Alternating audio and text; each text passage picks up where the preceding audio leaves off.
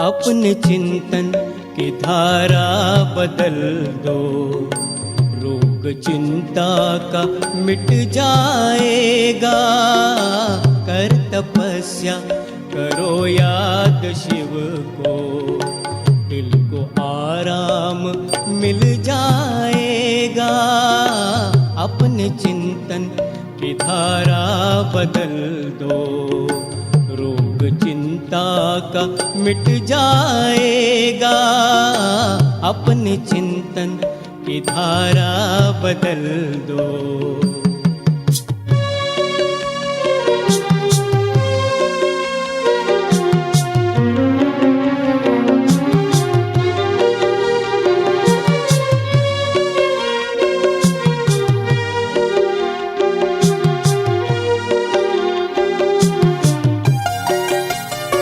जिंदगी की इमारत बनी है, ख्याल जैसा भी तुमने किया है।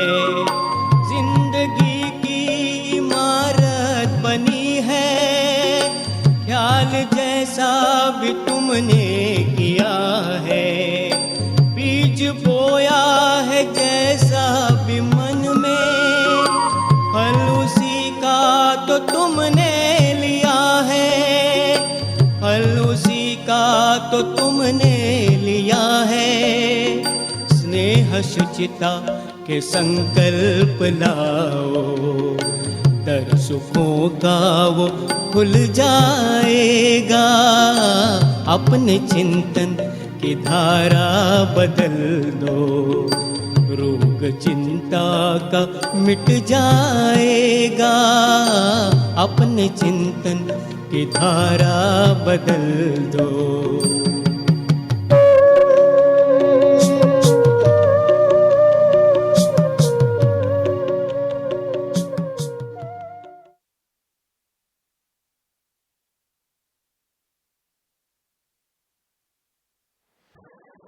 ओम शांति।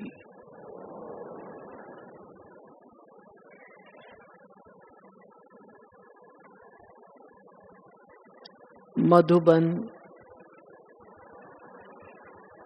ईश्वरीय भूमि, तपस्या की भूमि, वरदानों की भूमि, मन इच्छित फल पाने वाली ये भूमि है।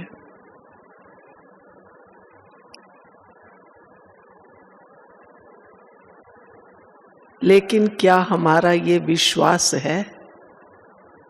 जैसे कि विषय है महसूसता की शक्ति से परिवर्तन। क्या हमें ये महसूस होता है कि ये वरदान भूमि है, परिवर्तन भूमि है, प्रभु मिलन की भूमि है, स्वयं में दिव्यता भरने की भूमि है, दिव्य श्रृंगार करने की भूमि है? क्या हमें ऐसा लगता है? अगर हमें ये महसूस हो जाए कि सचमुच ये भूमि इतनी महान है, जैसे किसान होता है, वो जहाँ खेती करता है उस मिट्टी की उसको परख होती है कि इस मिट्टी में क्या बोया जा सकता है। सब जगह सब कुछ नहीं बोया जा सकता। कहीं किसी इलाके में, आप किसी देश के कोने में आप देखेंगे, पंजाब आदि में जाएं तो वहाँ गेहूं मक्की बहुत है। और अगर आप शायद सब ईस्टर्न जोन वाले बैठे हैं, अगर बंगाल बिहार में जाएं तो शायद वहाँ चावल अधिक होगा। ऐसा है ना? हर एक जगह की मिट्टी की अपनी अपनी विशेषता है। और बोने वाला उसको परखता है। किस चीज को बोने के लिए केवल मिट्टी नहीं, चावल बोएगा तो उसको मालूम है चावल के लिए पानी कितना चाहिए। गेहूं और मक्की के लिए इतना पानी नहीं चाहिए जितना चावल के लिए चाहिए। तो अगर हमें भी ये पहचान हो जाए कि ये जो भूमि है जहां हम आए हैं, ये वरदानी भूमि है, इसके कण कण में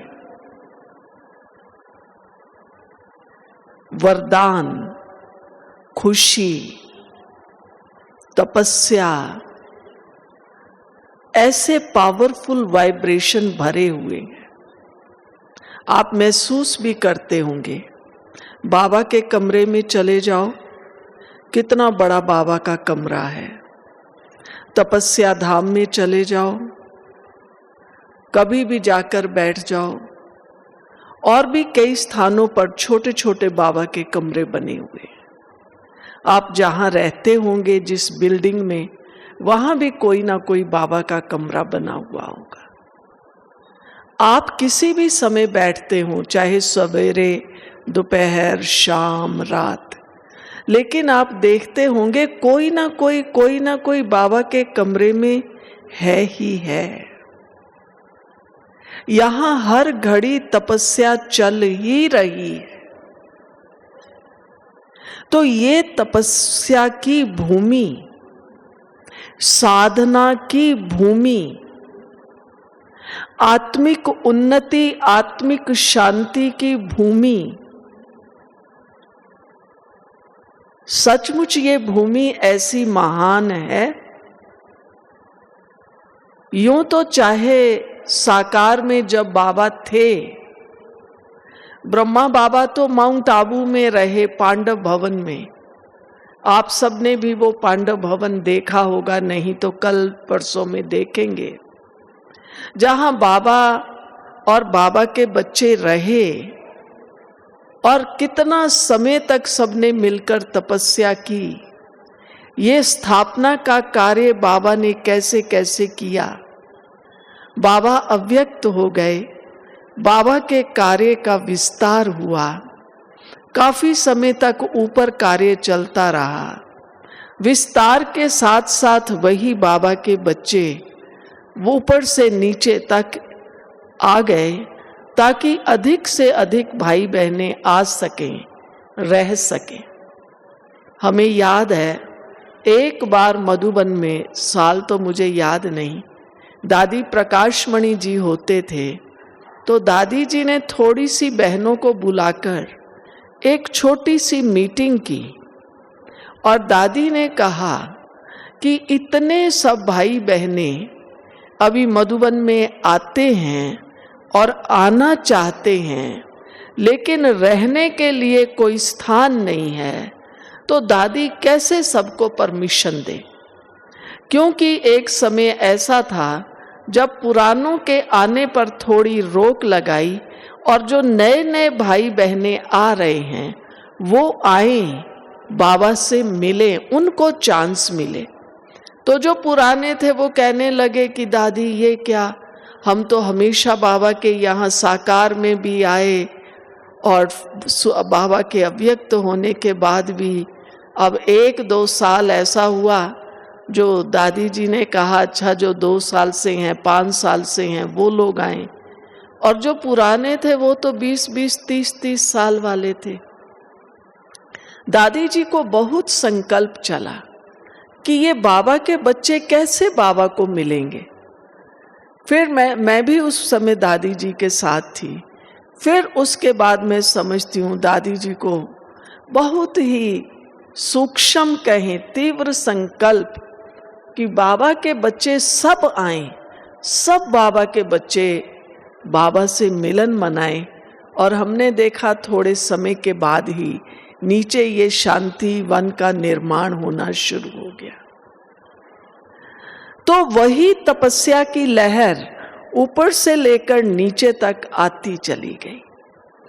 तो अब बात ये समझने की है, शांति वन में भी आप देखो कितने सालों तक अव्यक्त बाबा आते रहे, हम बच्चों से मिलते रहे और बाबा के बच्चे भी भाग भाग कर बाबा से मिलने आते रहे, बाबा से दृष्टि लेते रहे, बाबा से शक्तियां लेते रहे।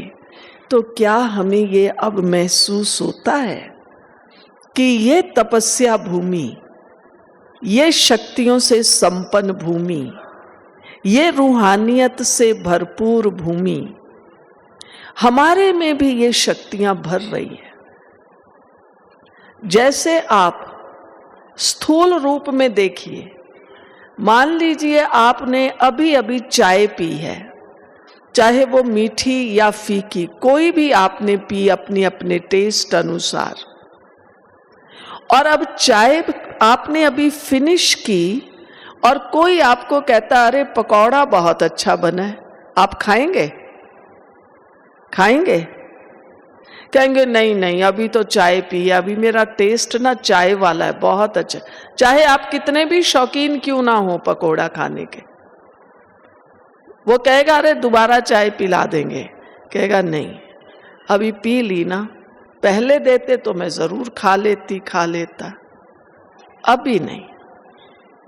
आपने गरम गरम चाय पी है, उसके बाद आपको कोई मीठा दे, नमकीन दे, आप कभी नहीं खाएंगे।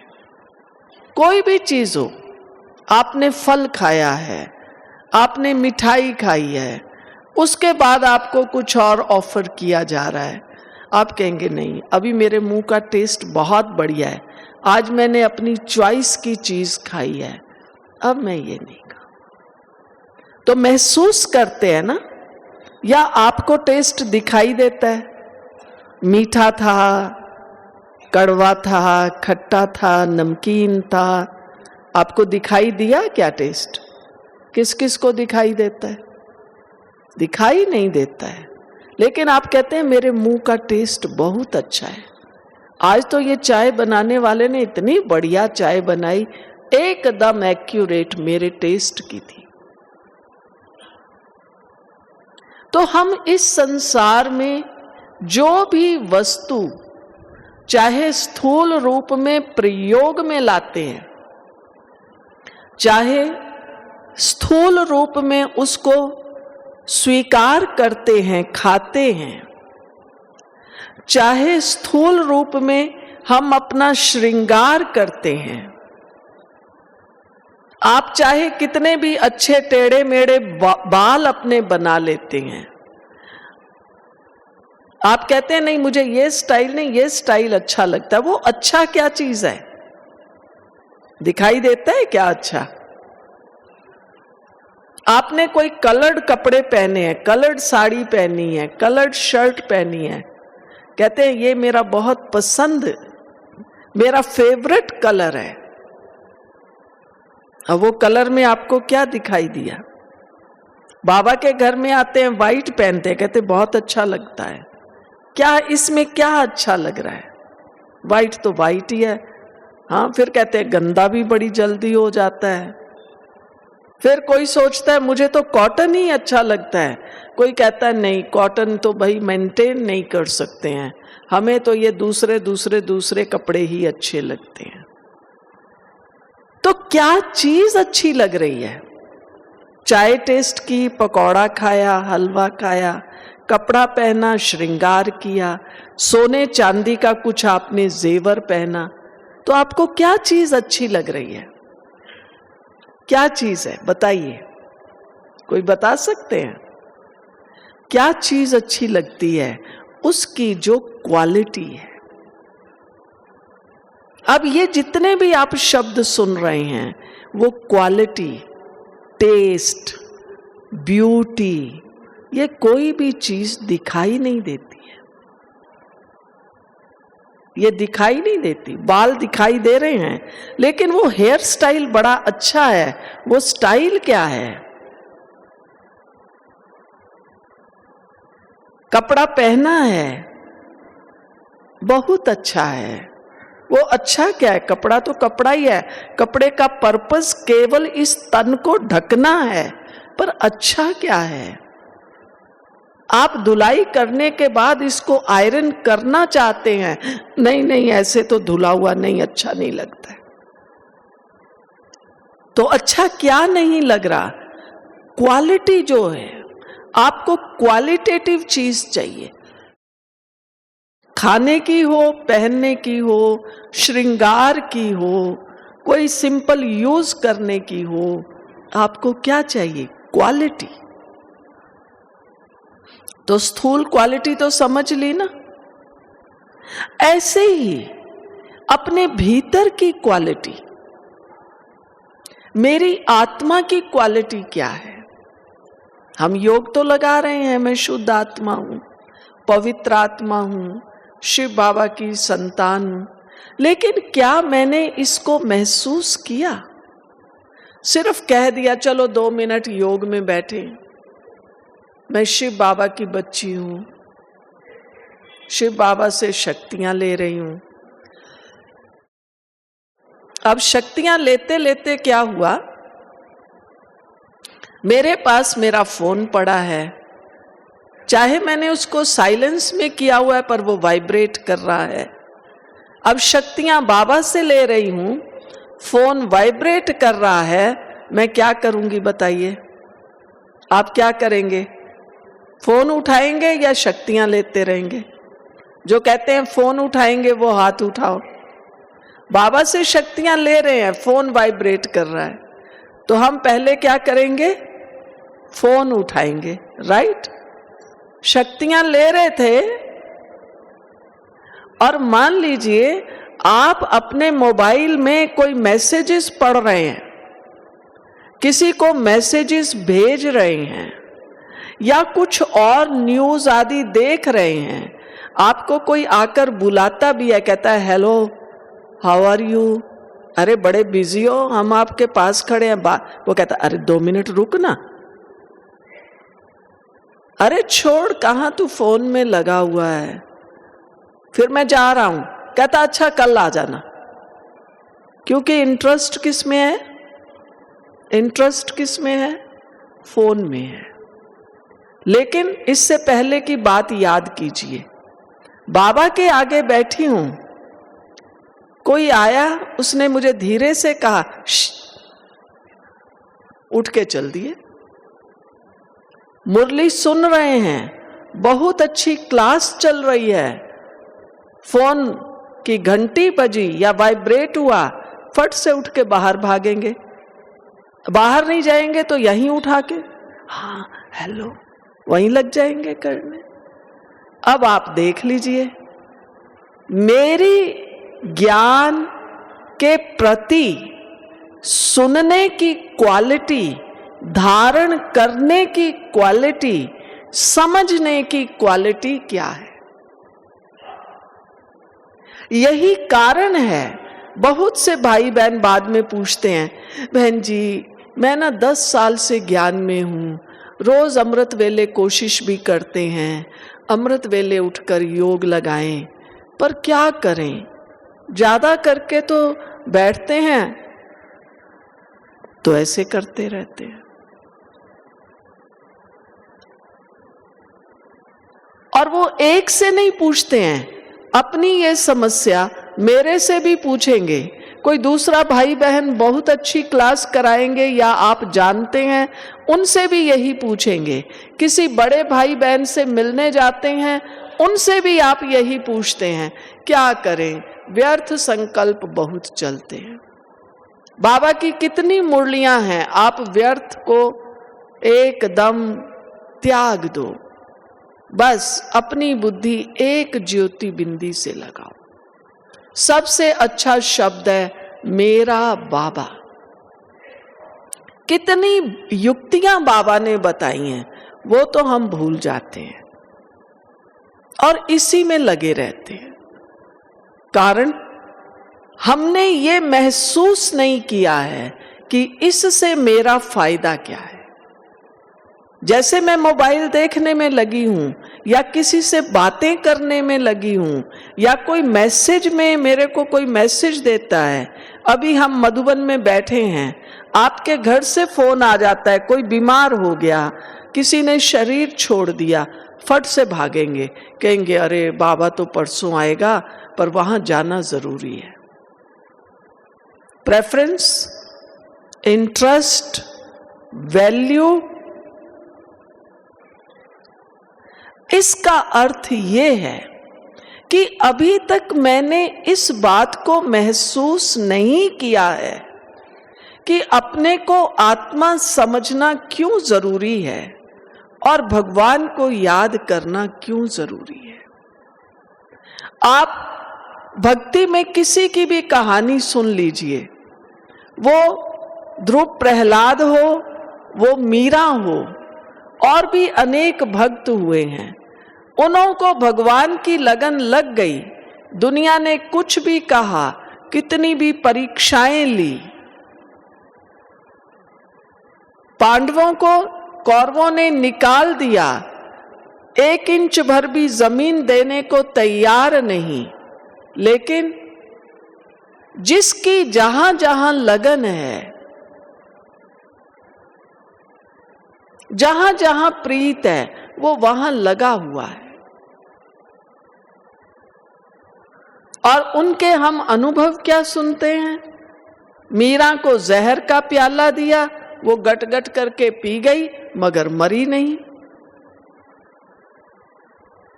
ध्रुव प्रहलाद, उसको उसकी बुआ गोद में लेके बैठ गई, क्योंकि उसको वरदान था कि वो आग में जलेगी नहीं। और हुआ क्या, वो शॉल उस बच्चे पर आ जाती है, वो जल जाती है और वो ध्रुव प्रहलाद बच जाता है।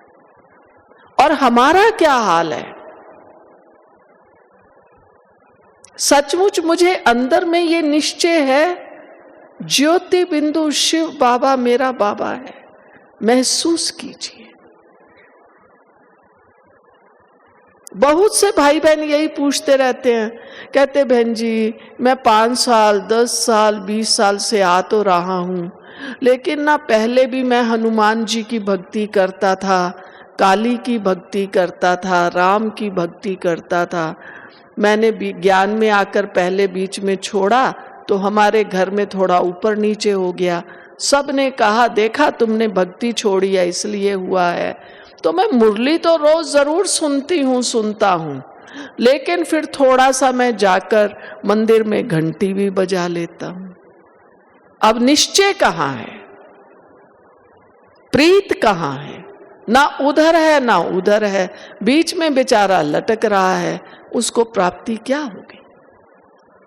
तो ये जो बात है महसूसता की शक्ति, परिवर्तन की बात छोड़िए, परिवर्तन तो बहुत ऊंची बात है। जब तक मुझे ये महसूसता नहीं है, ये रियलाइजेशन नहीं है कि मुझे कितना ऊंचा ज्ञान मिला है और ज्ञान देने वाला कौन है, पूछो अपने मन से, गहराई से पूछिए कौन दे रहा है। ऐसे नहीं ये बहन जी तो ज्ञान बहुत अच्छा सुनाती हैं, एक शहर में 2-4 सेंटर होंगे, कहेंगे नहीं ये सेंटर की बहन जी बहुत अच्छा, हम तो यहीं जाते हैं क्लास करने, हालांकि दूर पड़ता है तो भी हम तो वहीं जाते हैं। तो हम क्या कर रहे हैं, हमें ज्ञान समझ आ रहा है, वास्तविकता सत्यता उसका अनुभव हो रहा है। अगर मुझे वास्तविकता का अनुभव होगा, सत्यता का अनुभव होगा, कौन सुना रहा है, क्या सुना रहा है, मुझे तो बाबा के महावाक्यों का रस लेना है। योग की बात तो छोड़िए, सवेरे मुरली चलती है, चाहे यहां आते हैं चाहे सेंटर्स पर आते हैं, बहुत से भाई बहन शुरू में तो मुरली सुनेंगे, बहुत अच्छा झूमेंगे भी, पॉइंट भी नोट करेंगे, फिर थोड़ी सी मुरली सुन लेंगे, आधी मुरली पूरी हो जाएगी, फिर वो डायरी पेन ऐसे और ऐसे, वो हाथ भी पता नहीं कहां चला जाता है। इसका मतलब ये है, मैंने अभी तक ये रियलाइज, ये महसूस नहीं किया है कि इस ज्ञान से प्राप्ति क्या होने वाली है। किसी के घर में कोई कष्ट हो, कोई बीमार हो, पैसे की कमी हो, और कोई पंडित जी कह दें आप ये मंत्र जाप 3 महीने कीजिए, आपके यहां धन की वर्षा होगी, आपका रोग खत्म हो जाएगा, आप देखिए वो भक्त करता है या नहीं करता है। उसको कहा तेरे को 50 माला फेरनी है, वो 50 माला फेरता है या नहीं फेरता है? कभी नहीं कहता टाइम नहीं पंडित जी क्या करूं, वो करेगा। हमें बाबा कह रहा है बच्चे, बाबा तुम्हारा कौन है? मात पिता है, साथी है, बंधु सखा है। बच्चे तुम बाप को अपना साथी बनाओ, माया तुम्हारा कुछ नहीं बिगाड़ सकती। लेकिन हम सारा दिन माया का गाना गाते रहते हैं। क्या करें, व्यर्थ चलता है, क्या करें, माया आ जाती है, क्या करें, परिवार में रहते हैं ना, क्या करें, बच्चे ज्ञान में नहीं है, क्या करें, पति ज्ञान में नहीं है, क्या करें, पत्नी ज्ञान में नहीं है, सारा टाइम क्या क्या क्या। बाबा कहता है ये कहाँ मत करो। आप अपना मंत्र पक्का कीजिए, बाबा मेरा साथी है, बाबा मेरा साथी है, बाबा। अब फिर कई पूछेंगे बहन जी ऐसे हम रटें क्या कि बाबा मेरा साथी है? बिल्कुल रटिए, क्योंकि जब तक बुद्धि की तार जुटी नहीं है, जैसे सुई में धागा डालते हैं, तो अब जब तक धागा डला नहीं है तो आप यूं यूं करके, अगर कम दिखाई देता है तो यूं आंख के पास भी लाके डालेंगे, तब छोड़ेंगे या सुई या धागा अलग अलग छोड़ देंगे। फिर जब धागा डल जाएगा उसको खींच लेंगे और फिर उससे सिलाई करेंगे। ऐसे ही जब तक मेरे को ये पक्का नहीं हो जाता बाबा मेरा है, मैं बाबा का हूं, बाबा मेरा है, मैं बाबा का हूं। आप प्रतिदिन घंटा 2 घंटा बैठकर यही मंत्र जाप कीजिए, बाबा मेरा है, मैं बाबा का हूं, बाबा मेरा है, मैं बाबा का हूं। जब आप 2-3 महीने प्रतिदिन 2-3 घंटा ये जाप करेंगे, आप देखिए उसके बाद आपकी बुद्धि कैसे स्थिर हो जाती है।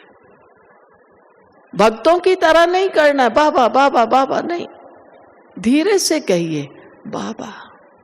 महसूस कीजिए, मुझे महसूस हो रहा है बाबा। कैसा है बाबा? बाबा कहता है, बाबा कहने से पहले अपने को आत्मा महसूस कीजिए, मैं आत्मा यहां हूं। अब बाबा ने हमें योग कैसे सिखाया? बच्चे ऐसा सीधा होके बैठो, आंख खुली रखो, अपना ध्यान यहां ले आओ और महसूस करो मैं शुद्ध आत्मा, ज्योति बिंदु आत्मा यहां रहती हूं।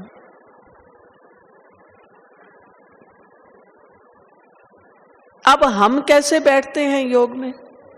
आए बैठे, थोड़ी देर तो ऐसे आंख खोल के बैठते हैं, सामने बाबा का चित्र होगा उसको देखेंगे, शिव बाबा का चित्र होगा उसको देखेंगे, और फिर थोड़ा धीरे धीरे ऐसे आंख बंद, बस फिर पता ही नहीं हम कहाँ घूम रहे हैं। हमें बाबा ने जो योग सिखाया है इसकी विधि है। आप जहां भी हैं, चाहे नीचे बैठिए, सोफे पर बैठिए, कुर्सी पर बैठिए, एकदम ऐसा सीधा होकर बैठिए। और सीधा होकर बैठकर, सोफे वाले कुर्सी वाले तो क्या सोचते हैं, हमें तो सोफा कुर्सी मिला है ना तो बस।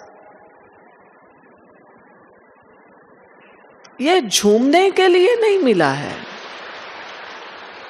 ये सोने के लिए नहीं, ये तो इसलिए चलो किसी के पाँव में कष्ट है, टांग में कष्ट है, कमर में है, तो बाबा ने कहा अपने को बच्चे कष्ट नहीं दो, लेकिन कम से कम ऐसा सीधा होके तो बैठो, अलर्ट होकर तो बैठे। फिर आंख खोल के, ऐसे नहीं कुर्सी पर बैठ गए, मुझे तो देखो कितना अच्छा सोफा मिला है, अब मैं यहां बैठ गई और आंखें बंद।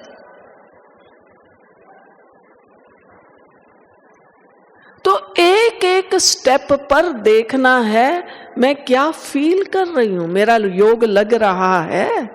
बाबा ने कहा बच्चे अपने को आत्मा समझो। मैंने समझा मैं आत्मा हूं।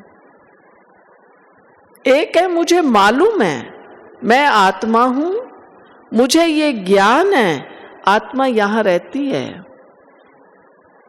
आत्मा मन बुद्धि संस्कार सहित है। मैं आत्मा शिव बाबा की संतान हूं। पर क्या मुझे ये अनुभूति है मैं आत्मा यहां हूं, मन बुद्धि संस्कार सहित हूं? अपने मन को डायरेक्शन दें। हे मन, तू अपने को देख। जब स्वयं को देखने का अभ्यास लंबा हो जाए, फिर हे मन, अब तू शिव बाबा को देख।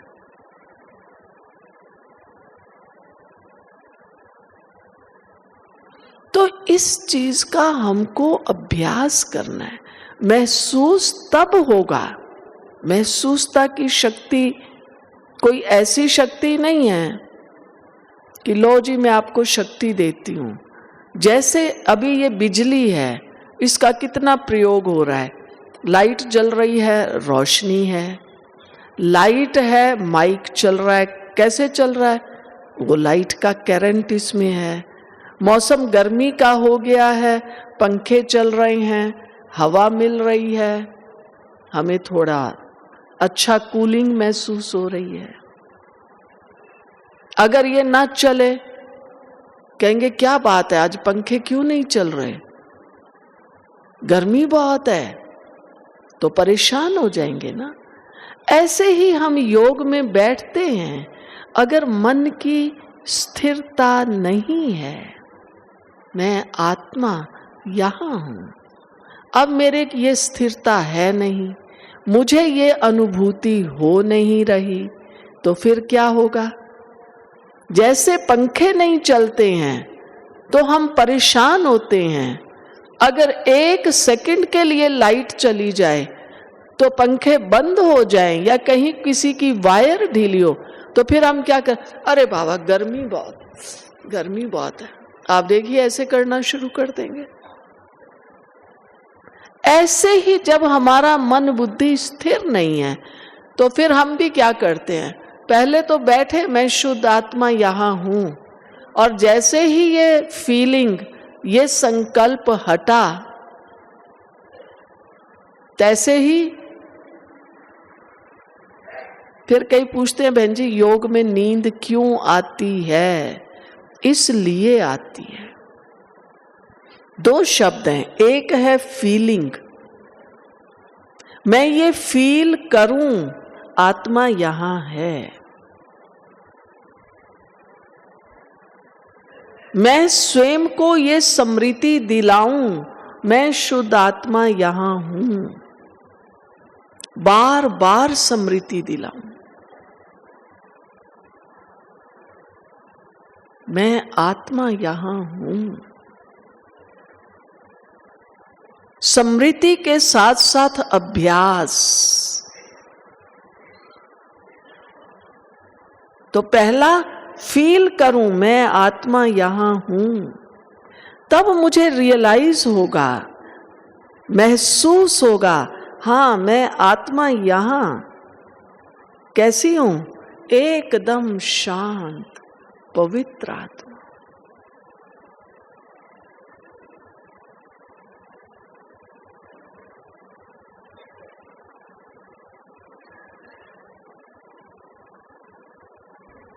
तो ये बैठकर हमें अभ्यास करना पड़ेगा। इसलिए कहते हैं करत करत अभ्यास के जड़मति होत सुजान।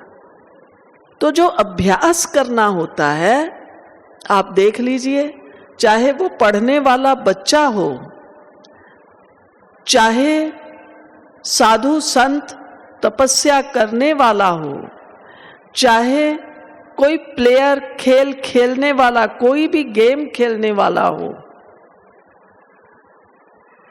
कोई एक्सरसाइज कराने वाला टीचर हो, कोई योगा कराने वाला टीचर हो, आप उनसे पूछिए आप कितना समय तक इस अभ्यास को करते हैं और जब आपने सीखा तो कितना समय किया।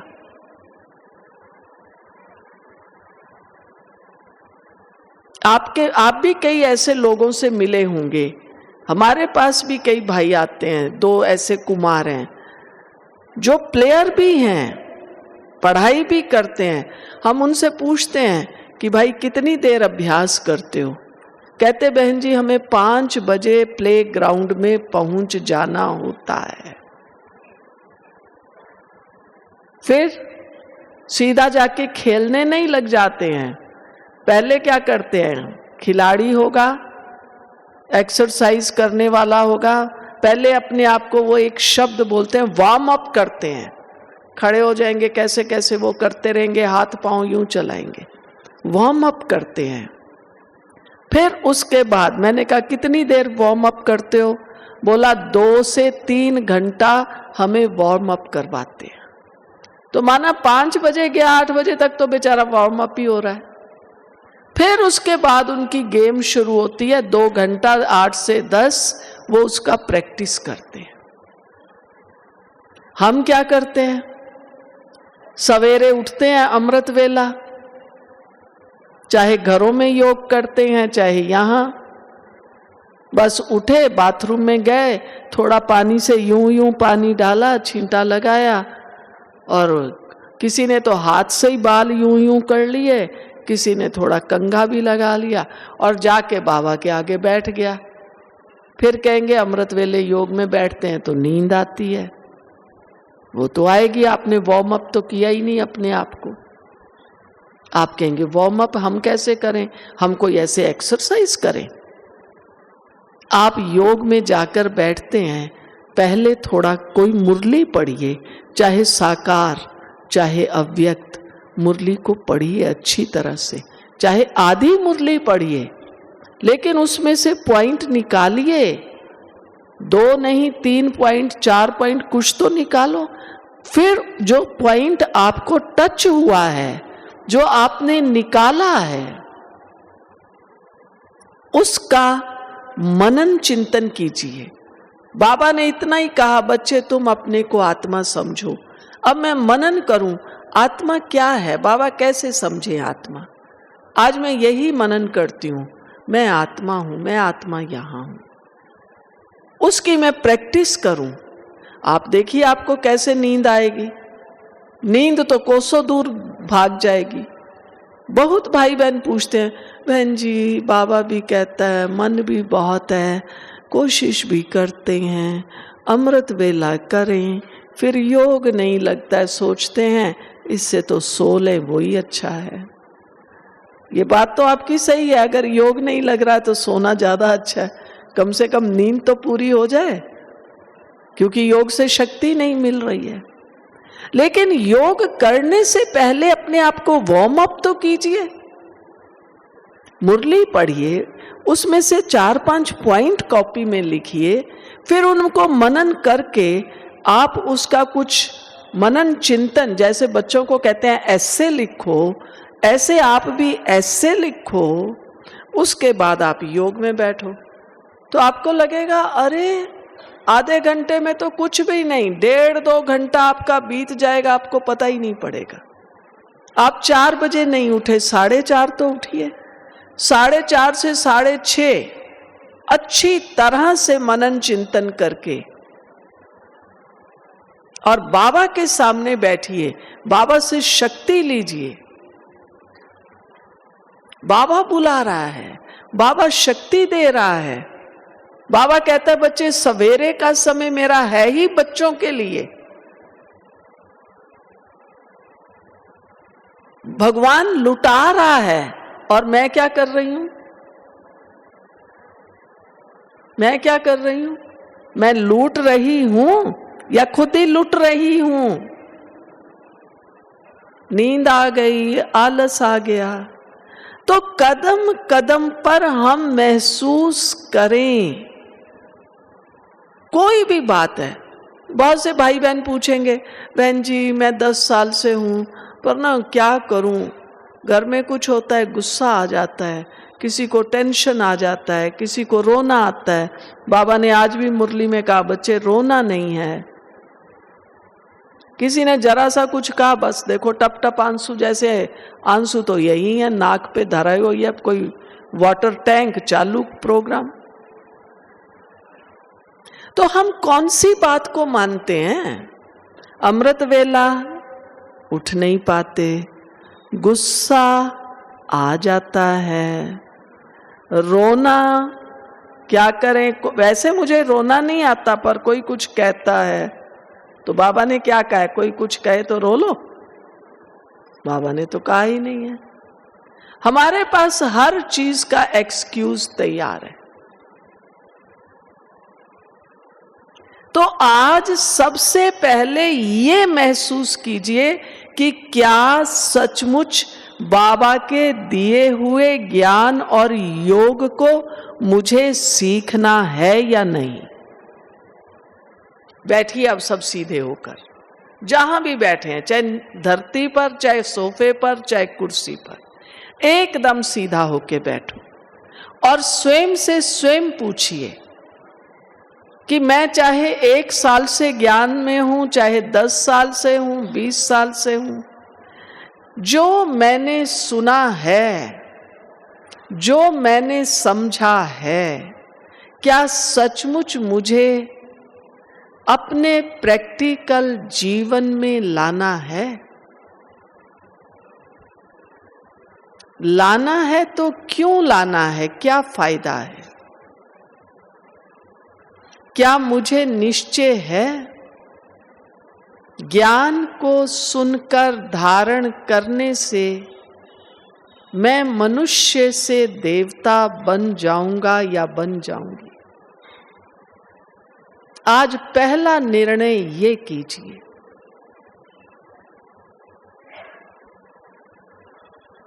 ज्ञान सागर बाबा मुझ आत्मा को पढ़ा रहे हैं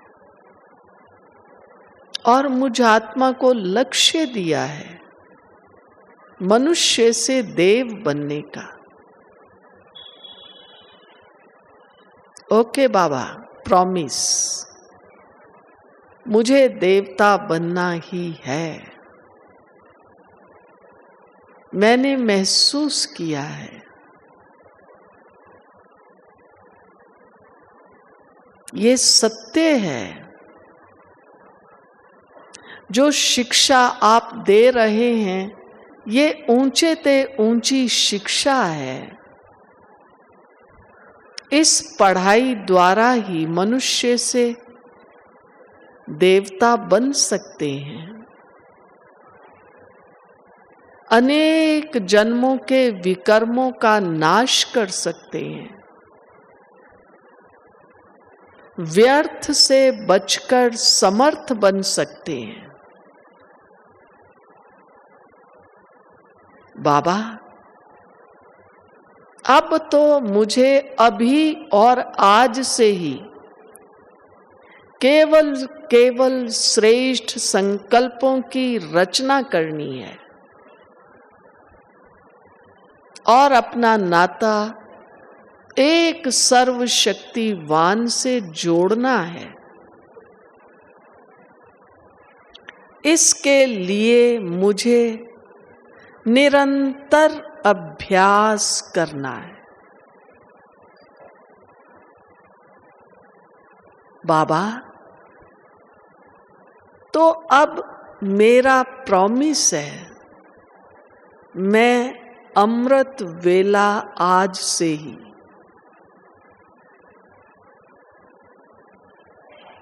प्रारंभ कर दूंगा। ब्राह्मण जीवन की फाउंडेशन अमृत वेला है।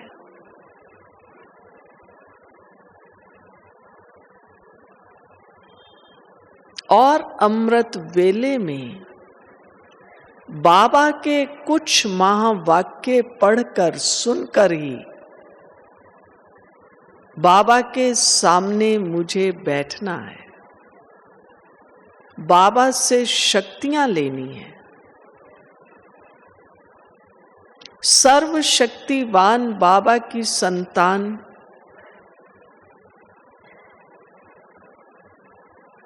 मुझ आत्मा को मास्टर सर्वशक्तिवान बनना है। मैं आत्मा मास्टर सर्वशक्तिवान हूं।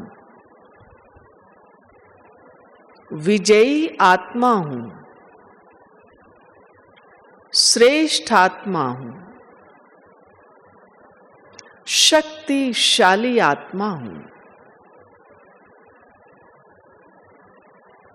महसूस कीजिए स्वयं बाबा मुझ आत्मा को दृष्टि दे देकर शक्तियों से भरपूर कर रहे हैं। मैं आत्मा शक्तिशाली बनती जा रही।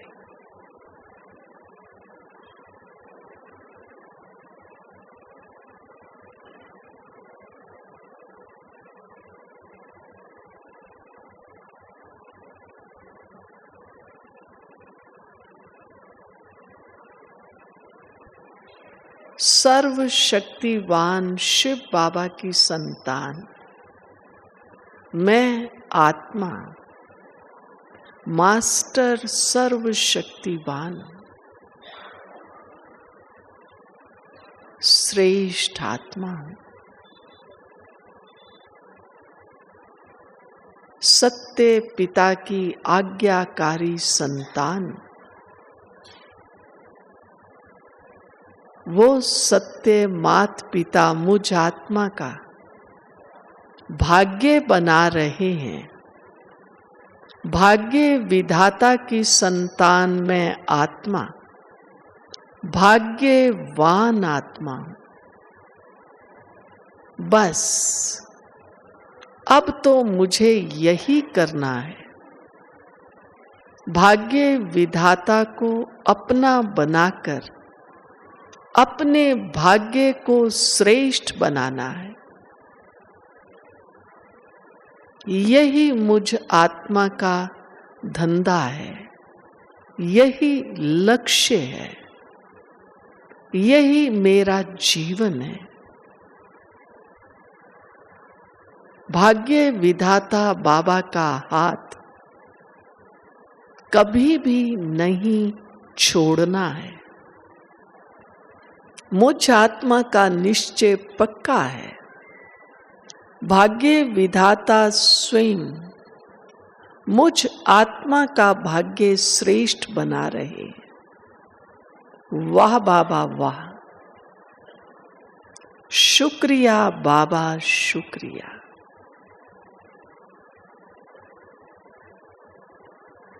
सच्चा बाबा ही मेरा साथी है, मैं बाबा का।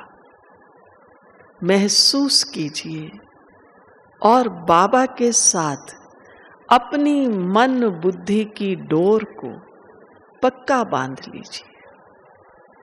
बाबा बाबा बाबा।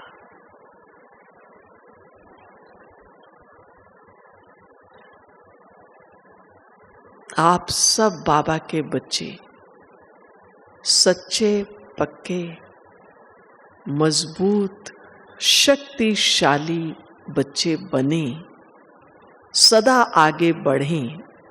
इन्हीं शुभ भावनाओं के साथ धन्यवाद। ओम शांति।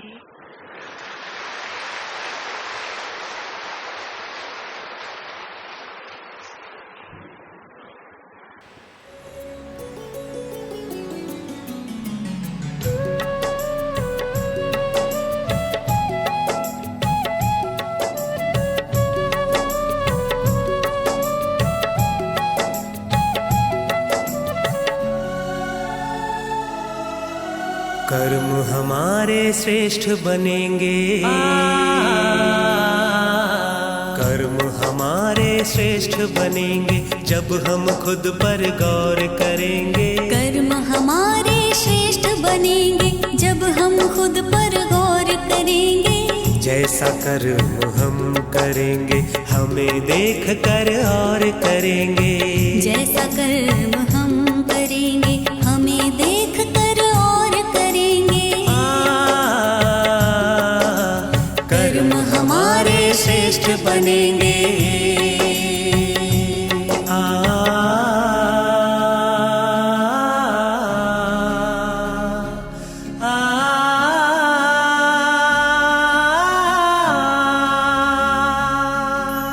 कर्म में